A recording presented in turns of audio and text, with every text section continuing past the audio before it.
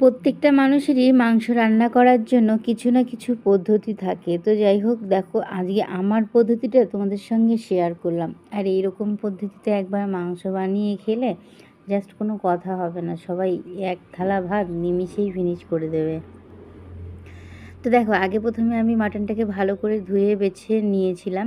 আর আমার মাটন ধুতে বেশ অনেকটা সময় লেগে যায়। তারপরে দেখো ভালোভাবে ধুয়ে নিয়ে তা আমি প্রেসারের মধ্যে এক ফোঁটা তেল দিয়ে দিয়েছিলাম। সেই তেলের মধ্যে পেঁয়াজ কুচি দিয়ে মাটনটাকে হলুদ লবণ লঙ্কার গুঁড়ো দিয়ে বেশ সুন্দর করে কষিয়ে নিচ্ছিলাম। বলতে গেলে এটা আমি দু ফোড়নে রান্না করেছি।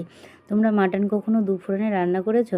একবার খেয়ে দেখবে খাসির মাংস এরকম দু ফোড়নে, আশা করি সবার ভালো লাগবে।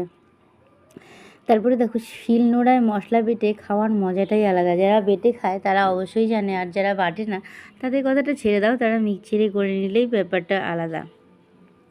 তো যাই হোক, দেখো এদিকে কড়াইতে আমি তেল দিয়েছি, এদিকে মাটনটাকে কষিয়ে এক বাটি জল দিয়ে প্রেসারে বেশ সুন্দর করে সিটি মারার জন্য দিয়ে দিয়েছি।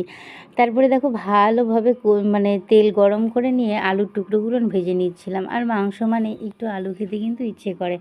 তারপরে দেখো আমি মশলাটাকে বেটে নিচ্ছিলাম। এদিকে আমার ঠান্ডা লেগেছে, তাই নাকটা কেমন করছিল একটু। আর তার মধ্যে পেঁয়াজ রসুন কাটা বাছা করলে নাকে এমনিতেই কেমন সুরসুর করে, সত্যি কথা বলতে। তারপরে দেখো আমি আলুর টুকরোগুলো ভালোভাবে ভেজে নিয়ে ফোড়নে দিয়ে দিলাম তেজপাতা, গোটা জিরে, শুকনো লঙ্কা। এখানে গোটা গরম মশলাটা দিলে ভালো হতো, কিন্তু আজকে গরম মশলা ছিল না বলে স্কিপ করে গেছি। তারপরে যে আমি বেটে রাখা মশলাগুলো দিয়ে দিলাম, একটু ধনের গুঁড়োও দিয়েছিলাম।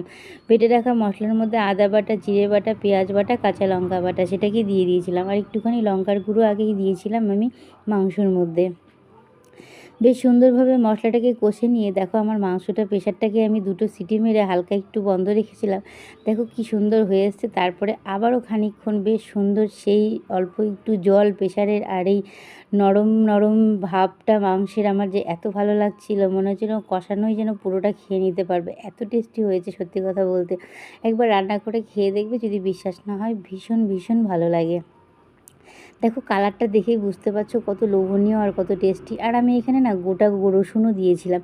আমার ছেলে মাংসের মধ্যে মাংসর থেকেও গোটা রসুনটা খেতে বেশি পছন্দ করে।